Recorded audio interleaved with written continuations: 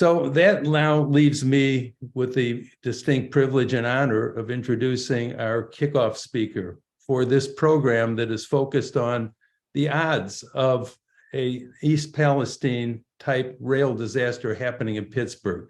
And how would we react to it? What we might do, frankly, to prevent it, or at least cut down the odds. We have the distinct pleasure tonight of having the chief of the Pittsburgh Bureau of Fire since 2007, Darryl E. Jones. He's the emergency management coordinator for the city as well. Chief Jones has a great academic background and decades of leadership experience. As Chief Jones has said, the situation we face is not if, but when a catastrophic derailment happens here. The question before us, as I've said, is what can we do to reduce those chances? And Chief Jones has agreed not only to speak with us, but answer questions afterwards, which, as we've informed people initially in that message that was posted on the screen, you should post your questions in the chat. We'll do our best to get to as many of them as we can. So now I'm turning it over to Chief Jones. Hello, thank you for that very warm welcome. Allow me to share my screen here. As it was stated, my name is Darryl Jones. I am the chief of the Pittsburgh Bureau of Fire, and I also serve as the emergency management coordinator. Whoops, moving too fast there. I have been here in Pittsburgh since 2007, and I'm here today to just discuss with you our preparations for a rail emergency or rail disaster in the city of Pittsburgh. And this is not something new. This is something that's been on my mind since 2010, and we've made some great strides. So tonight, I want to describe the problem for you. We're going to define what we call the black swan event. I'm going to discuss some of the commodities that travel by rail through our area. I'm going to talk about our preparation, the role that the administration has taken to prepare for this, the role of Pittsburgh Department of Public Safety, and talk about some of the problems that these events create and propose some of the solutions.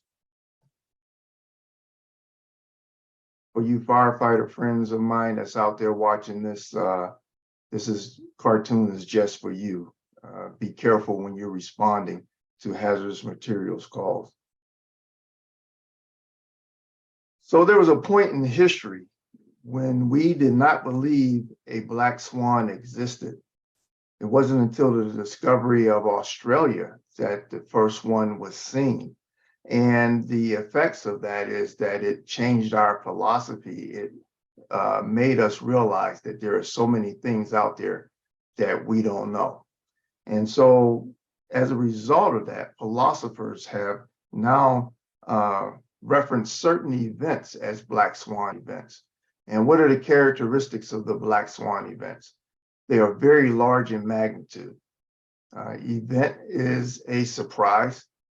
And afterwards, we always try to rationalize it with hindsight. You will hear statements and saying, we should have known, or people who are victimized by the response, by the event will say, hey, why didn't you do something? Why didn't you do this? Or why didn't you do that? And a train derailment falls into that black swan event. And here in the city of Pittsburgh, we've had several black swan events, most notably the Tree of Life shooting, and most recently would be the Fern Hollow Bridge collapse. So description of the hazard. In this photograph, which you see here is what we call a unit train. And a unit train is a cargo train or freight train that carries only one singular product. So right here, you're looking at probably 100, 120 cars. It might be over a mile long. And this particular one is carrying some type of petroleum product.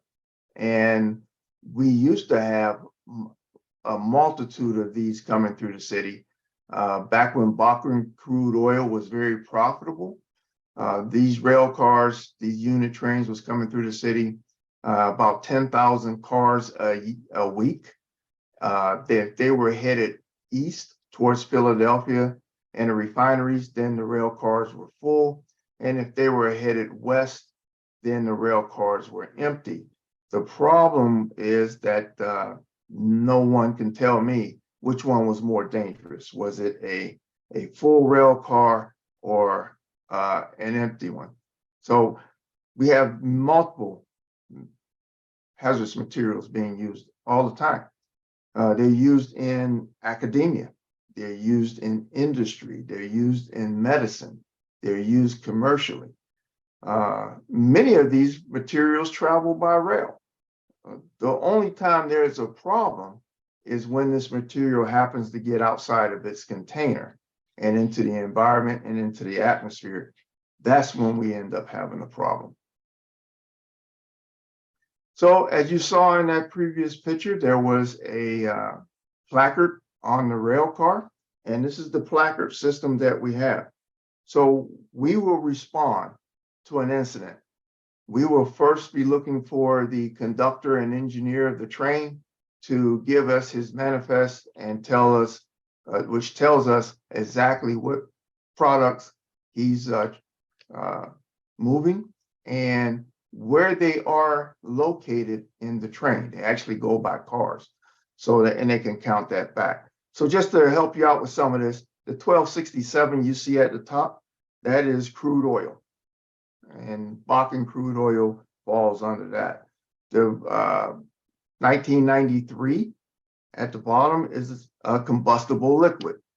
If you happen to see a Sheetz truck or a Get-Go truck going down the road, tanker truck, it's probably going to have a placard with the number 1203, which is gasoline.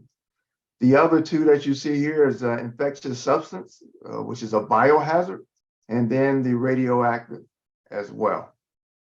So we have these materials coming across our rail lines all the time: radioactive isotopes, corrosive, polysolvents, Bakken crude oil, and there are others. Now, initially, I was mainly concerned with the Bakken crude, the unit trains. But as I did more research, I found out that one rail car of anhydrous ammonia or chlorine major spill can do much more damage than a unit train of crude oil traveling through the area. Some of the history of train derailments. New Brighton, Pennsylvania, on October the 20th, 2006, 23 cars derailed. 9 cars leaked ethanol into the Beaver River, and 100 people were evacuated.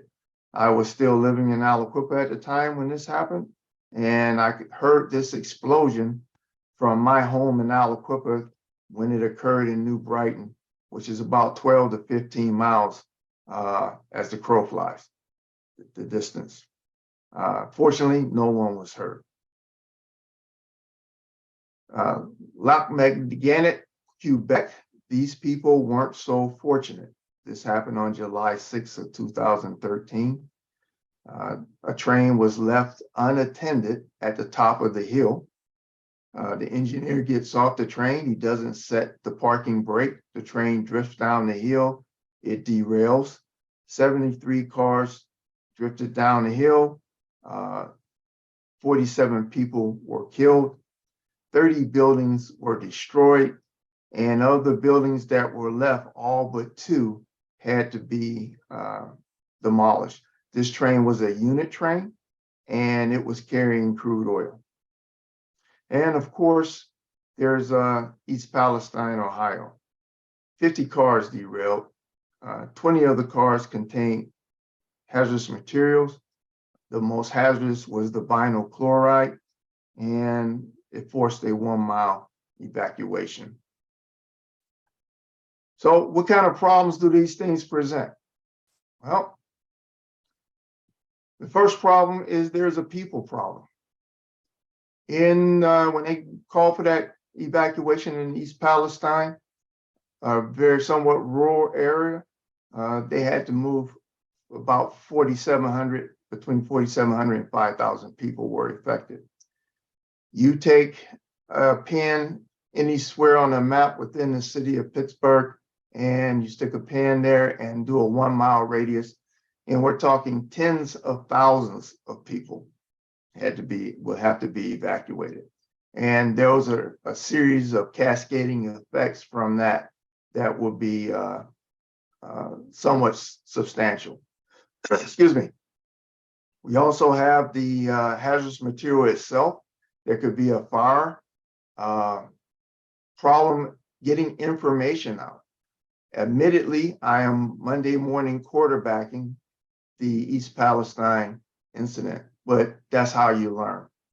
And so one of the things that I come across that I noticed right away is that leadership there did not issue enough information in a timely manner and left the people to guessing, which caused even more anxiety.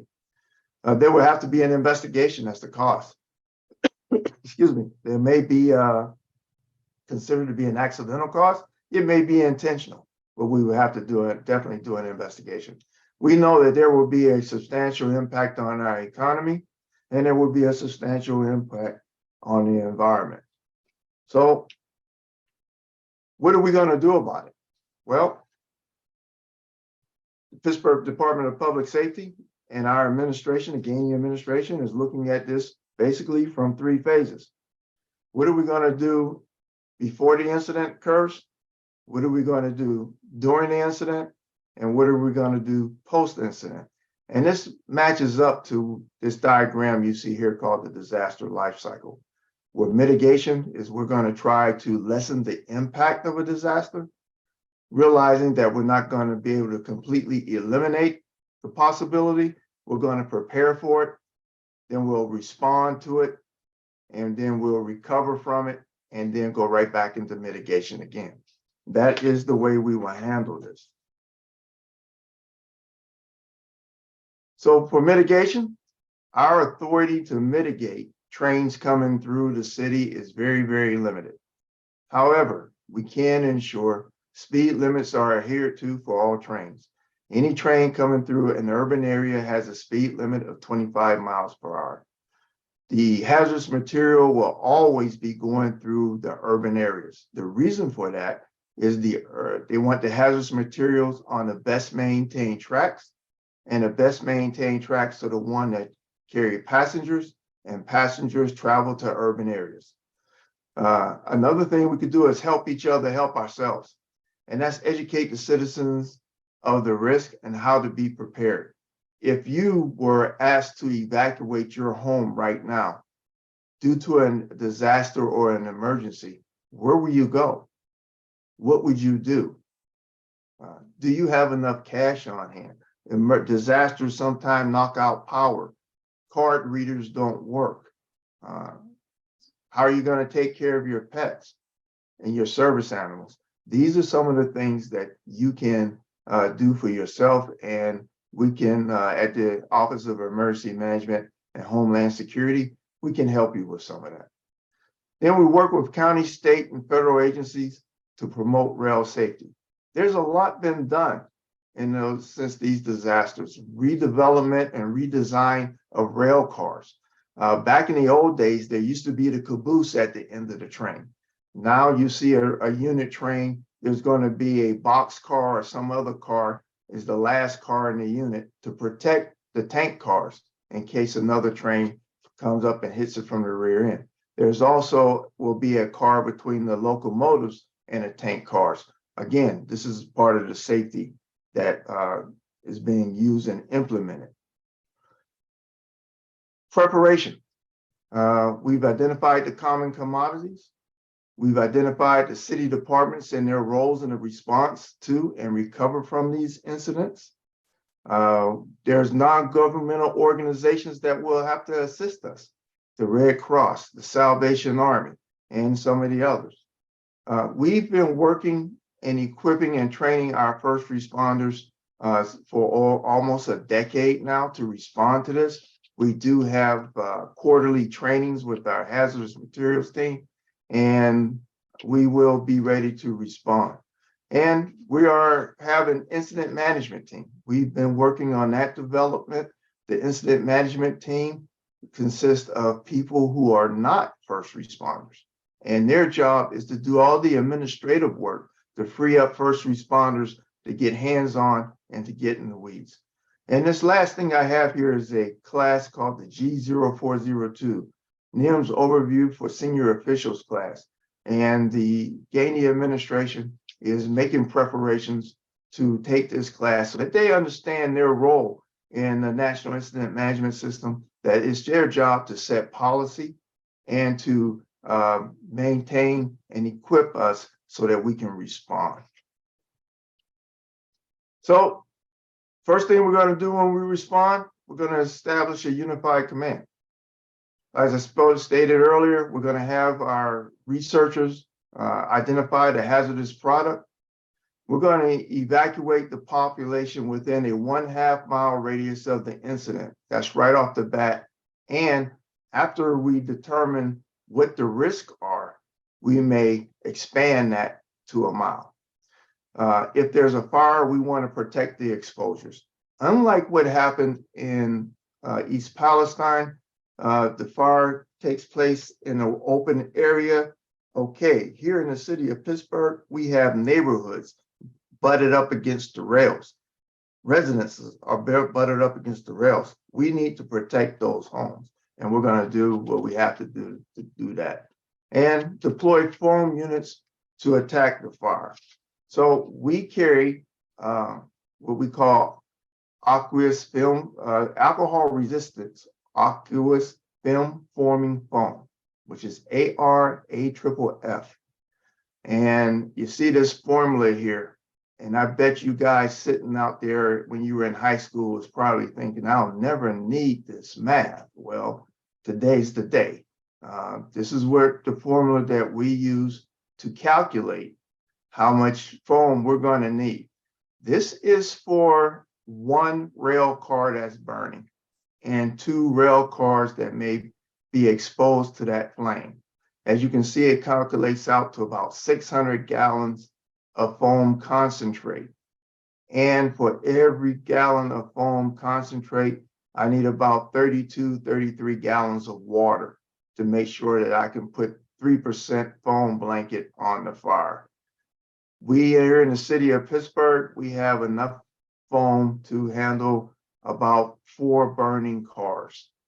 And if we don't have enough foam, we have regional partners who do, including Greater Pittsburgh International Airport and the Southwest Pennsylvania Anti-Terrorism Task Force, better known as Region 13, and the railroad. Railroads end up stashing or putting caches of materials regionally, and they have a lot of materials and the expertise to deal with some of these emergencies. Then we will try to initiate the recovery. And that means restoring what we call the 7 lifelines that a community must have. Safety and security. People want to make sure there's law and order, that they're safe and they're protected, and there's some level of security. Food, water, and shelter, making sure that that's put in place. Health and medical services. Energy, making sure your utilities are back up and running. Communications and transportation. All of these are part of the community lifelines that we want to put up. We will assist with the cleanup, assist with the investigation, and complete and secure all documentation. And this goes back to that incident management team. Because if you don't have all the paperwork correct, you won't be receiving the reimbursement for the expenditures from either the railroad or the federal government. And ladies and gentlemen, that's all that I have for my portion of it. I am ready to accept any questions, comments, concerns. That's great. Thank you so much, Chief Jones, for that excellent presentation. Very informative. We have a number of questions that are coming in. And so we will jump to those. Perfect. Okay, so we'll jump right in. There was a question that talked about, as you were earlier on in your presentation, from Sandy Fox mentioned, what about impact on health? And I'm trying to remember the exact context of that. Sandy, if you have a little extra context for that question, please just drop that into the chat there. And in the meantime, we will jump to the next question. So another question was, how will you enforce mitigating things such as speed limit? Maybe you could take that one for now. Okay, so that is not exactly up to us. The rail company has sensors and they also have their own police. Our ability to do anything is very, very limited. But if we notice a train moving fast, we can definitely report that and we'll get the number of the train. There is an app out there that's available to us as first responders, and we can just go right on that app and find out everything that we need to know about that. In fact, this thing is so sensitive that if I use that app, I have to actually have an emergency. If I am just using it, fooling around, trying to demonstrate it to someone, I will get a phone call from the federal government wanting to know, hey, why am I checking out this train? So I don't want DHS calling me or anything like that. So that's our part of trying to manage that. Super, super. Thank you. So next question is, let's see, what can you tell us about the condition of rail infrastructure in the area? Where I live in Wilkinsburg, the appearance of the elevated train tracks doesn't look good. Actually, that is way beyond my skill set. Okay. I don't know much about the conditions. What I can tell you is that we have the passenger trains come through the city of Pittsburgh all the time. And that passenger rail is the best maintained rail there is. And that's why they also send hazardous materials through urban areas. Okay. Okay. Thank you for that. There is another question that a couple people asked. Does the foam that you use for fire suppression contain PFAS or PFOA chemicals? Unfortunately, yes. Okay. Do you have anything else to add about that, or just a yes? Well, I know that's a hot topic right now, but that particular PFAS is in everything. Every last one of you ever ate off of a paper plate had PFAS. If you ever drink out of a paper cup, it's PFAS. If you have a raincoat or an umbrella, there's PFAS. We can, your furniture and carpet, which makes it stain resistant, and that's PFAS. So their stuff is there, and it's a hot topic right now. It's even in my turnout gear that protects my firefighters.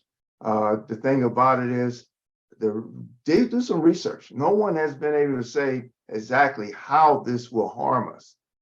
There's no route of entry into the body unless you're drinking the stuff or something like that. But so yes, that is an issue. Okay, and thank you for that. There's another question. How does the Gainey administration help to organize the necessary political and public citizens into a force to push for stronger health and safety regulations that can prevent these catastrophes? I don't know if that's in your purview. No, that one's not in my wheelhouse area. Okay. However, yeah, my wheelhouse is to tell you that you should be prepared yourself as individuals. okay. And one of the things that you can do to prepare yourself and help prepare your neighborhood is join our Community Emergency Response Team, CERT, C-E-R-T. And I will put email inside the chat and before I leave, and you guys can email the Office of Emergency Management and Homeland Security if you want more information on our CERT program. Thank you. Yeah, please do drop that in the chat. We have lots and lots of questions, and unfortunately not lots and lots of time. I'm going to look through the list again a little bit more and see if there's any sort of multiple questions. And I apologize for all the questions that I'm missing. There's so many. More questions about Wilkinsburg. In what ways do you coordinate with Allegheny County Emergency Services? Matt Brown is the chief of Allegheny County Emergency Services, and we work together on a lot of different items. So the way the system is designed to work, Pittsburgh gets hit with some type of catastrophe or disaster. If we are overwhelmed, our resources are overwhelmed, we reach out to the county, and the county will then, if they can't help us, it goes to the state, and from there the governor will ask for a declaration of disaster from the President of the United States. That's the way it's laid out in the Stafford Act. We work together on a lot of things. They are our dispatch center, and we coordinate and collaborate all the time. It's a very routine and beneficial relationship. Okay. I have one more question I'm going to ask this round, I think, with a heartfelt apology to everybody who's dropping in such powerful questions in the chat. We will explore ways that we may be able to, take a look at those at another time. I don't want to pre-commit anybody, but I do want to just say that we thank you for your questions, and we're going to review them after this event. What I believe will be the final question is for this Q&A, and then we'll continue on with some really great presentations. During the East Palestine incident, it seems that Norfolk Southern told the Unified Command what to do with the vinyl chloride cars without the level of input from groups such as the EPA that would be expected. How will we prevent this problem? So I don't know if, can you speak to that or not? Yeah, I can. There's been a lot of misinformation about how that happened. And so vinyl chloride is what they call a polymer, and it polymerizes. And what it means is it's always reacting and giving off heat. So when they mix vinyl chloride at the chemical factory, they know they have X amount of time for it to get to its end user and be used before it just goes thermal.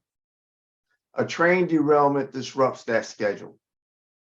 If the train would have just broken down, had a mechanical failure, they would have pulled another train on the tracks right next to it, pumped the stuff off into empty cars, and got it moving.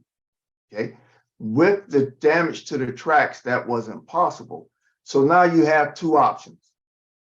You can sit there and let it continue to polymerize until it goes thermal and explodes. And it's been documented that rail cars carrying this stuff that have exploded has traveled up to a mile.